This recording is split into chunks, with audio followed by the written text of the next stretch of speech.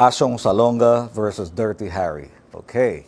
Meanwhile, several senatorial hopefuls without ties to any major political party also filed their certificates of candidacy. Joyce Ilas has that story. 20 prospective candidates have already filed their certificates of candidacy here at the Commission on Elections office in Intramuros, Manila today. Of these 19, 8 are running under the United Nationalist Alliance, 1 under the PDP Laban, and 1 under the Nationalist People's Coalition. But aside from the familiar names the country have been hearing in the past weeks, 9 other candidates with no political color but armed with their colorful personalities filed their COCs today. Another prospective candidate is Daniel Magtira, who claims to have been officially nominated by former First Lady Imelda Marcos and Manila Representative Carlo Lopez. In his COC, Magtira described his current occupation as a contestant of a talent show in another TV station. He also indicated in his COC that he is married to presidential sister Chris Aquino. I'm a lover, not a fighter. Peace, human rights, fighting for from democracy. My to declare or to insist of law is equal for near one of ours. Also, a person who claims that he owns the Philippine archipelago filed his COC today. Salam Lacan Luisong Tagyan claims that his family owns the disputed Spratly Islands and the Scarborough Shoal. He adds he wants to run as a senator in 2013 because he wants the whole world to know this. I am a legitimate landowner.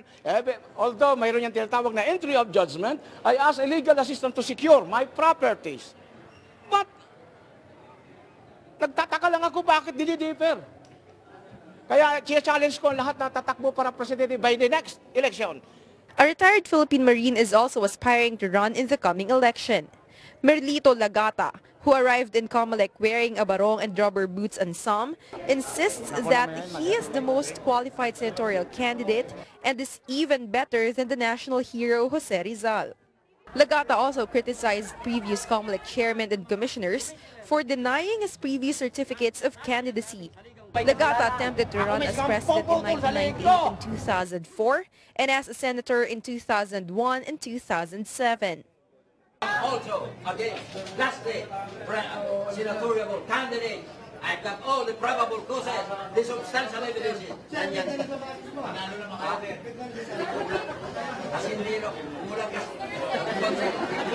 Based on the Section 3, Article 6 of the 1987 Constitution, the qualifications to be a senator include the following. He or she should be a natural-born citizen of the Philippines, at least 35 years old on the day of the election, able to read and write, a registered voter, and a resident of the Philippines for not less than 2 years preceding the elections. Considering these qualifications, most of the candidates would be eligible to run as a senator next year. But Comelec Chairman Sixto Brillantes says Comelec will still hold hearings to screen the prospective candidates and eliminate nuisance candidates from the official list. Brillantes also says they will accept petitions for disqualification until October 10. The official list will be released in December. Joyce Ilas, Solar News. So you better know who you're voting for. A child welfare group urges political aspirants of the 2013 midterm polls to help curb child poverty in the country. Hazel Dizon takes a look. Child welfare group Akap Bata says more than 12 million Filipino children consider themselves poor, with 6 million kids out of school. Based on the group's 2012 report on the real state of Filipino children, 32% of the youth population are stunted, while 21% are underweight.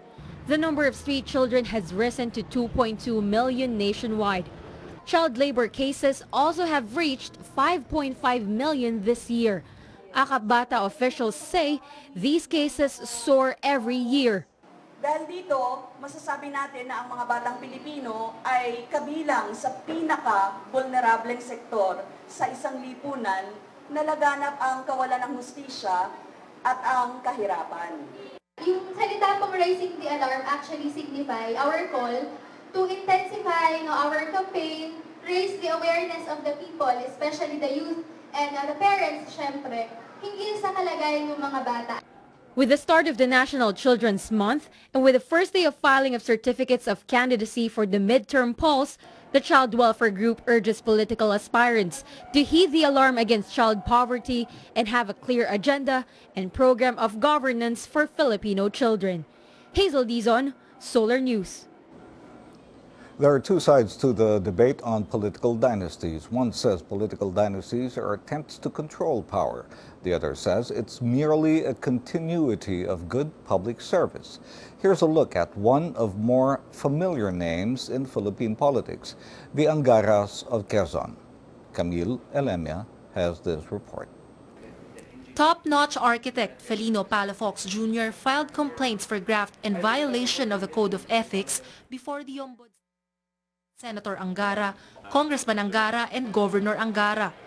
The issue stemmed from the creation of the Aurora Pacific Economic Zone and Freeport Authority, which the Angaras pushed until former President Arroyo signed it into law in June 2007.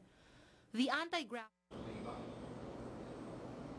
Okay, we'll get back to the story. The Armed Forces of the Philippines Western Command says there are no combat troops being deployed to disputed areas in the West Philippine Sea. The AFP was reacting to what it calls the wrong headlines published by major dailies yesterday. The AFP says this is pure misinformation. David Santos reports. The AFP Western Command released this photo today to discredit reports 800 additional Marine soldiers were deployed to the disputed islands in the West Philippine Sea. Westcom spokesman Neil Estrella called these reports as erroneous. While there were new Marine troops who arrived in Palawan last Friday, Estrella pointed out they were only 77 and will serve as support staff. Bakit may brigade dito? Kasi sa doctrine natin, kung meron kang dalawang batalyon, dapat meron kang brigade headquarters. Yung dalawang Marine battalion na sinasabi na recently arrived, they did not recently arrive. Because they were here years ago. So wala tayong fresh troops na dumating except the Marine Brigade headquarters. The erroneous report was published just a few days after Interior Secretary Mar Rojas' diplomatic mission to Beijing to ease tensions with the Chinese government. Estrella himself expressed alarm over the possible impact of the supposedly inaccurate reporting. Might create a unfavorable situation na po pwedeng magamit ng iba, di ba? So, we are very much concerned on erroneous reporting. Sana naman, let's all be responsible that we only report what is factual. The AFP National Headquarters was also quick to issue a denial.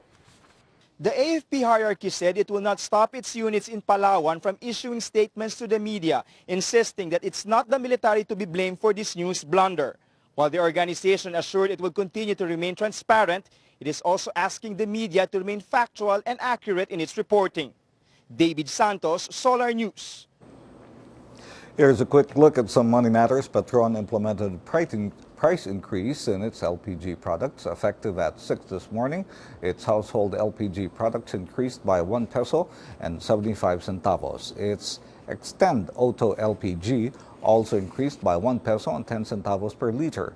The PSEI fell to 53.08 as trading closed yesterday. It was down 37.5 points. In the local market, value turnover was thin at 4.62 billion. There were 63 advancers that were beaten by 91 decliners, while 40 stocks were unchanged. Here are the rest of the figures for the PSEI.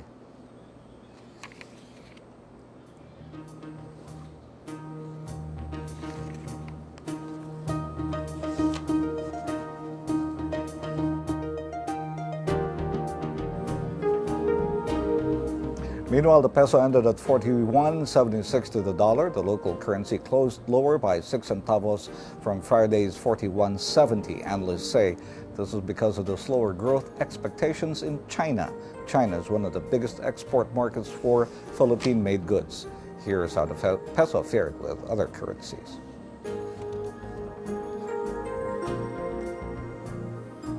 More news when we return. Keep it here on Solar Daybreak.